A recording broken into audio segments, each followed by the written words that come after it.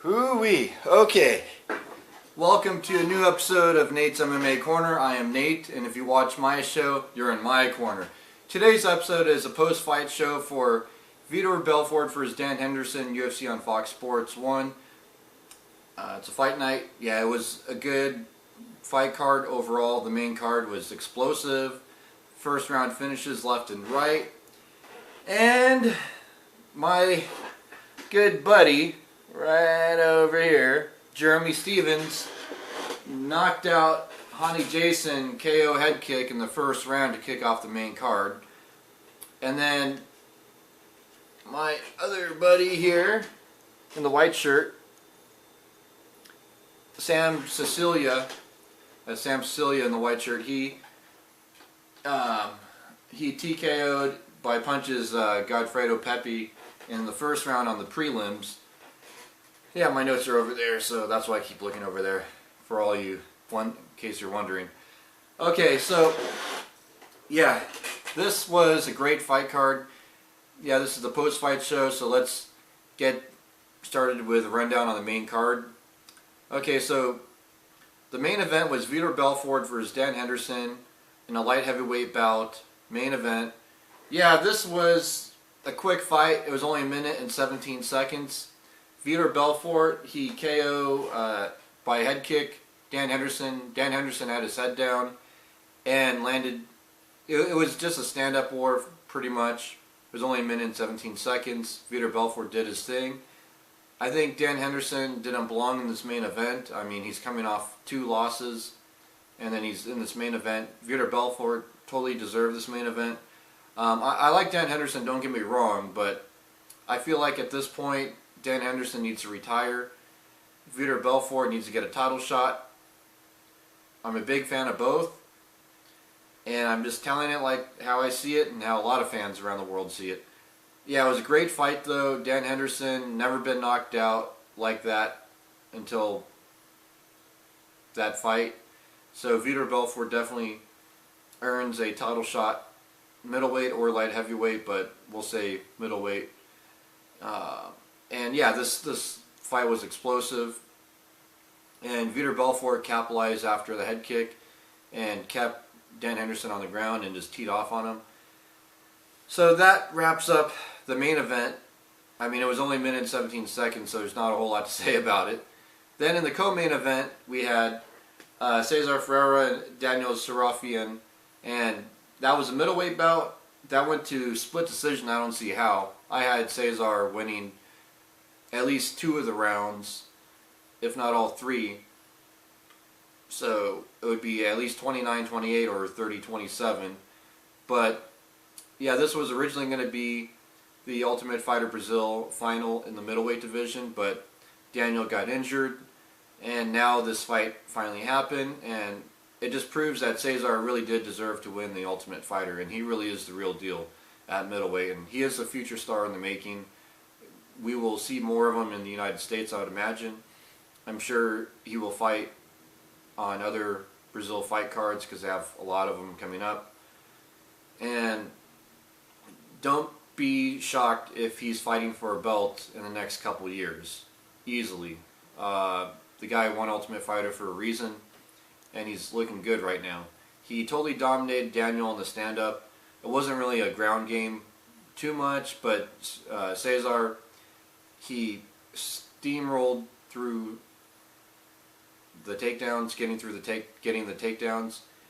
Yeah, Cesar just he was aggressive. I mean, he didn't care if those takedowns were telegraphed or not telegraphed. He went for him, used his power and his speed, and it worked. Caught him on angles.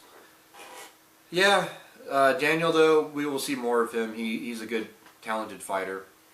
But Cesar Ferreira, he's the real deal. Keep a lookout for him. Then also in the main card we had, in the light heavyweight division, we had Rafael Cavalcante and Igor Proyek. Rafael Cavalcante, as you all know, is a Strikeforce superstar, and Igor Proyek, a UFC veteran. Yeah, this fight, I pretty much, TKO knees and punches, round 1. Rafael, he did his thing. I mean, he's the real deal. I think he found his groove. The octagon jitters are gone. And I don't know if he'll be light heavyweight champ, but will he be a guy that is consistently in the top 10 fighting top guys? Yeah. Oh, definitely. Yeah, we will see more of him. And Rafael, great talented fighter. I was rooting for him in this fight against Igor. Igor is no slouch. You know, he's, again, UFC veteran.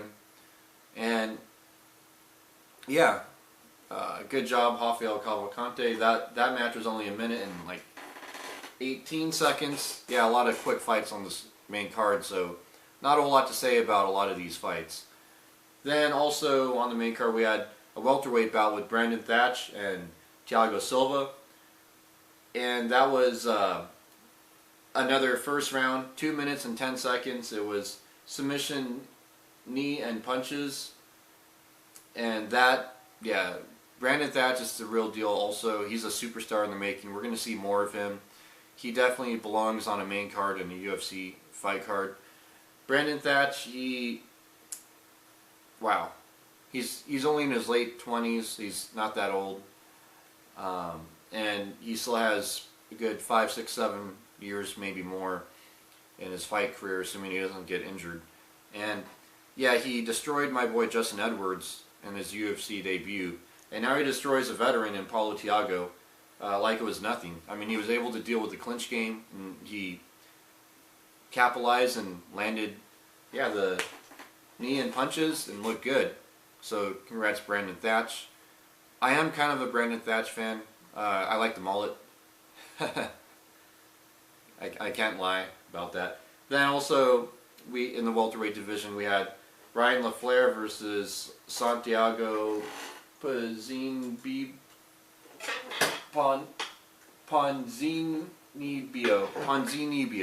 Yeah, it's a long name. Yeah, he's from Argentina, I believe. And Ryan LaFleur uses wrestling, got great angles, takedown after takedown, transition, and he was able to get from the bottom and transition to the top and keep it there and just go for submissions and go for ground game strikes. Look, great. Ryan LaFleur, he's a wrestler turned MMA fighter, and he's transitioned from collegiate wrestler to MMA fighter really, really well. Some guys are all just wrestling and lay on top of you and wait for the clock to expire and then win a boring decision. Not Ryan LaFleur. He went for it. His MMA wrestling, he's really transitioned from collegiate wrestling to MMA wrestling very well, because you got to factor in strikes, and that changes a lot. Yeah, Ryan LaFleur, he's another star in the welterweight division to look out for, star in the making. And I believe he is undefeated too, so check that out.